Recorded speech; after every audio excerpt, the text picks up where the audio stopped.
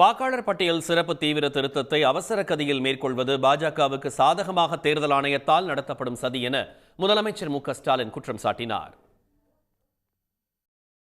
சென்னை அண்ணா அறிவாலயத்தில் வாக்காளர் பட்டியல் சிறப்பு தீவிர திருத்தம் தொடர்பாக முதலமைச்சர் ஸ்டாலின் அவசர ஆலோசனை நடத்தினார். இந்த கூட்டத்தில் மதிமுக பொதுச் செயலாளர் வைகோ, காங்கிரஸ் கட்சியின் கே.வி. தங்கபாலு, மார்க்சிஸ்ட் கம்யூனிஸ்ட் கட்சியின் கே. பாலகிருஷ்ணன், இந்திய கம்யூனிஸ்ட் கட்சியின் முத்தரசன், மு. வீரபாண்டியன், விசிகாவைச் சேர்ந்த ரவிக்குமார் உள்ளிட்டோர் பங்கேற்றனர்.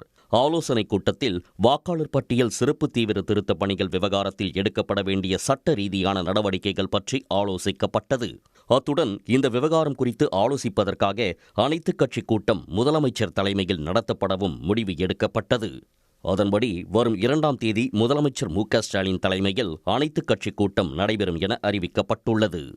ஒரு கூட்டணி கட்சி சம்பந்தப்பட்ட பிரச்சனை அல்ல, ஒட்டுமொத்தமான தமிழக சம்பந்தப்பட்ட பிரச்சனை என்கிற காரணத்தினால் தோழமை கட்சி மட்டுமல்ல, தோழமை கட்சிகளின் சார்பில் திராவிட முன்னேற்ற கழக தலைவர் என்கிற முறையில் வருகிற நவம்பர் மாதம் 2ஆம் தேதி தமிழ்நாட்டிலே பதிவு செய்யப்பட்டிருக்கிற அனைத்து அரசியல் கட்சிகளையும் அழைத்து அந்த தலைவருடைய ஆலோசனையை கேட்டு அடுத்த கட்ட நடவடிக்கை மேற்கொள்வது என்று இன்றைக்கு முதலமைச்சர் தலைமையில் நடந்திருக்கிற அந்த கூட்டத்தில் தீர்மானம் நிறைவேற்றப்பட்டிருக்கிறது.